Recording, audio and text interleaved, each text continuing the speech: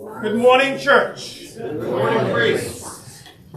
It's a joy to welcome you here this morning.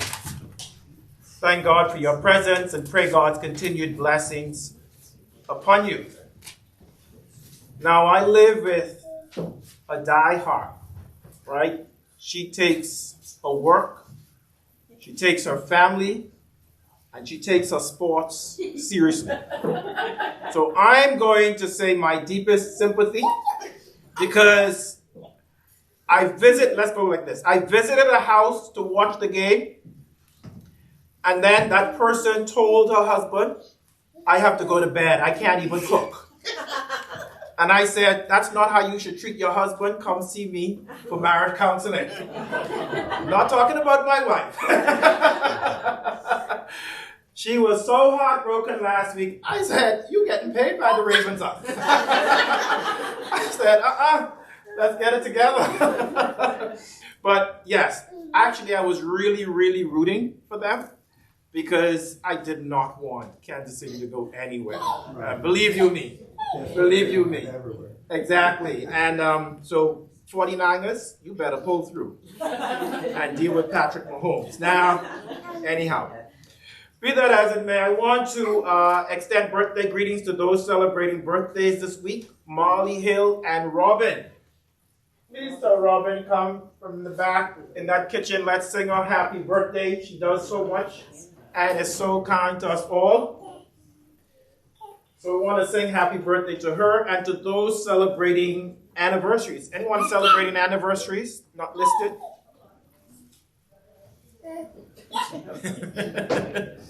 She's shy and wants to, there we go. Happy birthday to you. Happy birthday to you. Happy birthday, God bless you. Happy birthday to you. Thank you. Yes, blessings. Thank you for all that you do.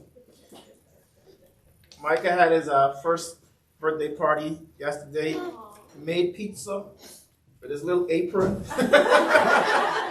I told my friend, I'm like, look, we're sending y'all a piece of cake because we're not doing this. Well, I want to say that this week, we're moving into one more week before our final week, and then we'll have Lent and Ash Wednesday and Shrove Tuesday, the pancake supper. All are invited.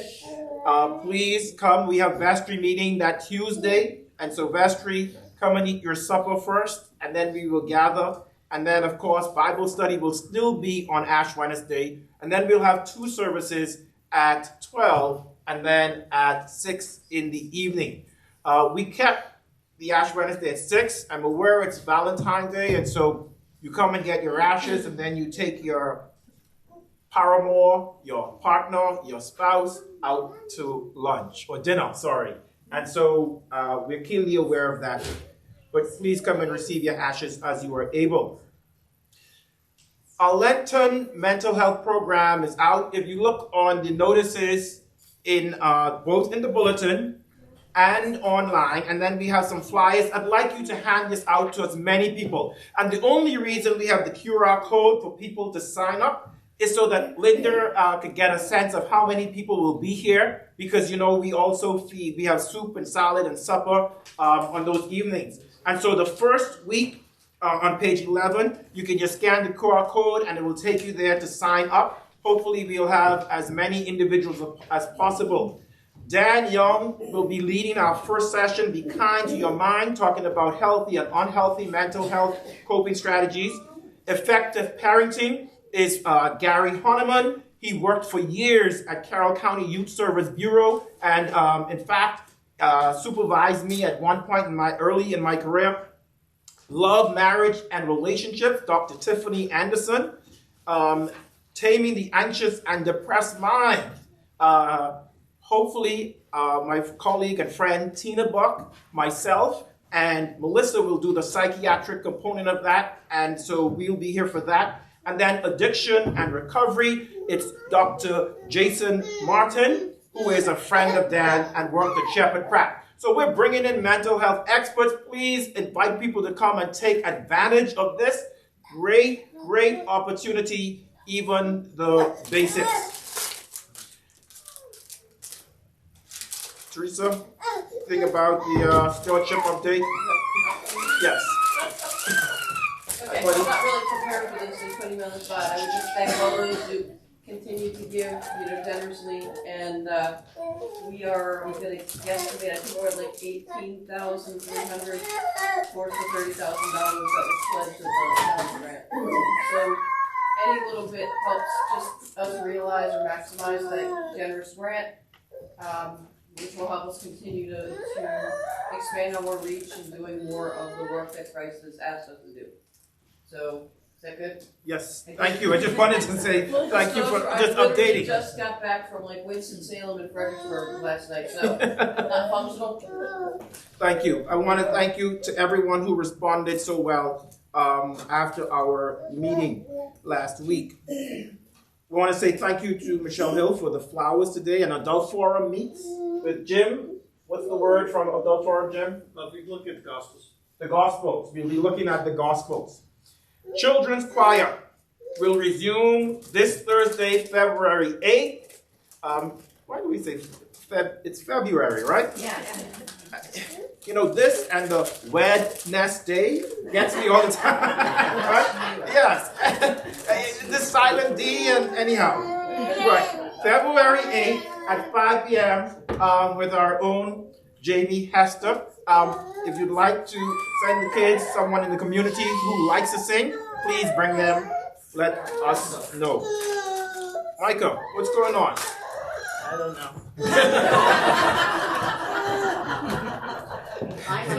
I know.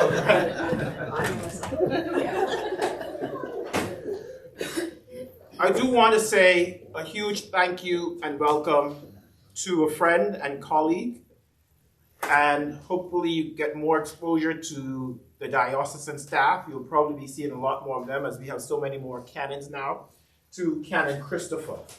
Canon Christopher is a graduate of Loyola. He actually did the program that I did as well. He uses those gifts in many other ways, many helpful ways. But years ago, our first real deep interaction came when I first came to the diocese, and of course we have to do all the safety trainings, etc. And this is one, I think, on violence. And afterwards, Canon Christopher said, "Hey, can we do lunch?" He was the rector at the church in Towson at the time, Epiphany. And we met, we had lunch and talk, etc., and have been very collegial ever since. So, Canon Christopher, it is so great, and we thank you for all the work that you have done. In fact, he led successfully 2 parishes, and they merged into one, grew it, and then handed the rectorship off to someone else. But that's the kind of work he's done. So let's please welcome Canon Christopher. And if you want to bring some words. Thank you for those comments. Can I give you a hug? Absolutely, bro. Thank you, man. It really is a joy. I think someone said to me, "This is the first time you've been at St. George's," and I said, "Yes, it is." I was in one parish for 14 years in the diocese, so that meant most Sunday mornings I was pretty consumed. But I've long admired your rector, and I'm glad to get a chance to finally come to visit you all. I've been on diocesan staff for a little bit of time now, and I think my job has changed 3 times. My title has changed 3 times in that short amount of time. I'm hoping to leave it be for a little bit. But there's lots of transitions that are happening in our diocese. We've got Bishop Sutton retiring at the end of April. Bishop Carey will become our diocesan bishop, the head bishop at the end of April as well. So lots of exciting things. So I had a number of people as I was coming in today say, "Oh, I recognize your face from last week." And I, of course, knew, and maybe not everybody knows, so let me say something about it, is that your rector and your leadership gathered here at St. George's. How many folks did you all have here? 15? So you were one of 10 parishes around the diocese that gathered for our Vestry Vitality Day last Saturday. There were 150 people across the diocese, all the way out into western Maryland, down into southern Maryland, up here in Carroll County. So it was amazing to see that. And the way that technology can connect us in that way so that we can learn and grow together. The focus of that, those trainings, those workshops was around how can you love your neighbor if you don't know your neighbor, and giving us some tools to help engage in that work of community building and congregational development. So I'm really grateful to be here, and thanks for having me, and I look forward to having lunch again sometime soon. Absolutely. Thank you. I do want to end by saying thank you to you for your continued commitment as we discern our music. Let me tell you, on Friday, once the part was sent off because we used a 3.5 floppy disk, and it was so that we could get a USB drive, because that doesn't work and it's been messing up, etc. And then Jimmy really was going to be here this time. He was scheduled to be here, and up until the last minute, they pulled him. And so I said, well, what are we going to do? I said, Steve, like I said, we have a variety of options. And I went online to the hymn site where they play all the hymns, particularly with that first one. They have like 3 different settings, and I thought that this was the closest to what I saw in the music. Maybe it wasn't, but that's a tune I knew. But thank you for your patience. It sounded beautiful last night when I played it all out. And I said, this is going to work. Right? And of course, we get here. But that is part of it. And one of the things I have said to others when they visited, I said, we could go to great extent and ensure we have a substitute organist and spend all kinds of money, and we can show and say, why you got to get this? I said, but what you will find at St. George's is authenticity. We're going to be who we are, regardless of who shows up. And that means we will laugh, we will throw jazz during the sermon, we will talk, and you will feel loved and at home. So I appreciate that. And regardless of what others have to say, this is who we are.